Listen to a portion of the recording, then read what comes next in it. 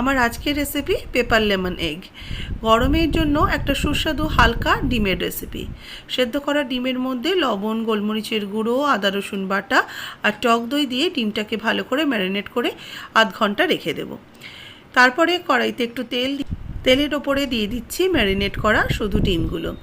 মশলাটা কিন্তু এখনও দিইনি। ডিমটাকে একটু হালকা করে ভেজে নিয়ে তুলে রেখে ওই তেলের মধ্যেই ফোড়ন দিয়ে দেবো গোটা শুকনো লঙ্কা, গোটা গোলমরিচ, গোটা জিরে আর গোটা গরম মশলা। তারপরে আদা রসুনের বাদবাকি পেস্টটা দিয়েও একটু কষিয়ে নিয়ে ম্যারিনেট করে রাখা দইয়ের মিশ্রণটা এর মধ্যে দিয়ে কিছুক্ষণ কষিয়ে নিচ্ছি। বেশ ভালো করে মশলাটা কাঁচা গন্ধটা চলে যাওয়া পর্যন্ত কষিয়ে নিয়ে ডিমগুলো দিয়ে দিলাম। এবার ডিমগুলোও একটু মশলার সাথে কষিয়ে নিয়ে সামান্য একটু জল অ্যাড করে দিচ্ছি। এবার ঝোলটাকে একটু ফুটতে দেব। এবার দিয়ে দিচ্ছি একটু কাঁচা লঙ্কা স্লিটেড আর কয়েকটা পাতিলেবুর কেটে নিয়েছি স্লাইস করে, সেটা দিয়ে দিলাম।